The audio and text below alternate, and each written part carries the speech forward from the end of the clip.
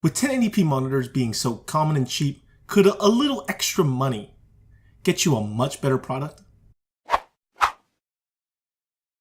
This is the Lenovo L24Q 20 IPS LED monitor. By the way, who names monitors? Because this monitor's name is terrible. I'll forgive this monitor because it's 2560 by 1440 and is only 200 bucks. It's the cheapest price for a monitor with this resolution. But is it worth it? Right out of the box, you have manuals, which no one really reads, so you should throw those in the trash can. Other than that, the box also sports the base for the stand of the monitor, an HDMI cable, and an AC adapter. Assembly was straightforward. You take the base, you take the stand, you put them together, you screw them together, you put it onto the monitor, done. Perfect. The back of the monitor contains a power input, headphone jack, HDMI, and display port. Along the stand is a plastic hook that's there to help you cable manage. In return, you get an ugly, clear thing sticking out at all times. The matte screen looks fantastic. However, I don't really have anything to compare it to since all the monitors in my house are all glossy displays. But comparing the sharpness that Quad HD brings in comparison to a 1080p monitor, it's no contest.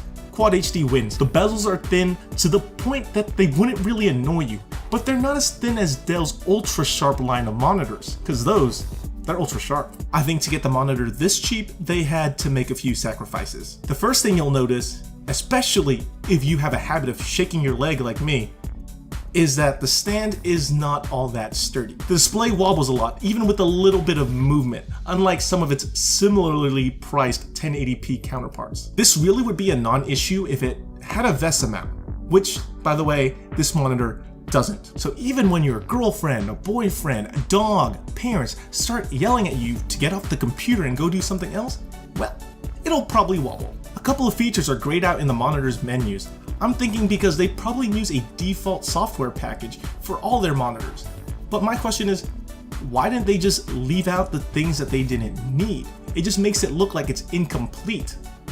Like the software is crap. The entire backside of this monitor is encased in hard plastic, which creaks and croaks every time you put some pressure onto it. While the build quality isn't fantastic, it's a good looking monitor, with my only real complaint being the fact that the buttons stick out instead of being flush with the entire thing. It just annoys me. So would I recommend this monitor? At $200 for a 1440p 60Hz monitor, it's a great deal. For those that are looking for a monitor that don't already own a monitor, this could be a really good option. If you need higher resolutions for your photo or video editing or your gaming, well, this is a very good budget option. Well, let's say you own a 1080p monitor already.